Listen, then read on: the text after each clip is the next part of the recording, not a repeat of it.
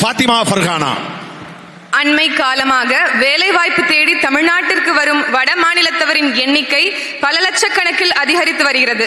சென்னை, திருச்சி, மதுரை போன்ற பெருநகரங்களில் அதிகரிக்க தொடங்கிய வடமாநிலத்தவர் ஆதிக்கம் தற்போது தமிழ்நாட்டின் 2ஆம் நிலை நகரங்களிலும் கட்டுக்கடங்காமல் அதிகரித்து வருகிறது.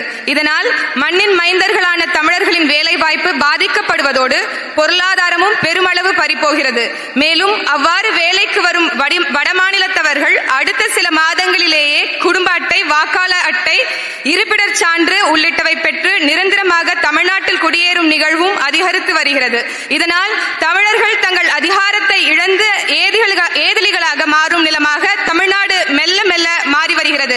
அது மட்டுமின்றி கொலை, கொள்ளை, போதைப் பொருள் கடத்தல், பாலியல் வன்புணர்வு உள்ளிட்ட கொடுங்குற்றச் செயல்களில் வடமாநிலத்தவர்கள் ஈடுபடுவதும் கும்பல் மனப்பான்மையில் பொது சொத்துக்களை சேதப்படுத்தும் நிகழ்வுகளும் அதிகரித்து வருகின்றன. ஆகவே தமிழ்நாட்டிற்குள் பணிக்கு வரும் வடமாநிலத்தவரின் எண்ணிக்கை, பணிபுரியும் நிறுவனம், காலம், தங்குமிடம், அவர்களின் சொந்த முகவரி ஆகியவற்றை பதிவு செய்யும் வகையில் உடனடியாக உள்நுழைவு அனுமதி சீட்டு இன்னர்லைன் பெர்மிட் முறையை ஒன்றிய அரசு நடைமுறைப்படுத்த தமிழ்நாடு அரசு அழுத்தம் கொடுக்க வேண்டுமென இப்பொதுக்குழுவின் வாயிலாக நாம் தமிழர் கட்சி வலியுறுத்துகிறது.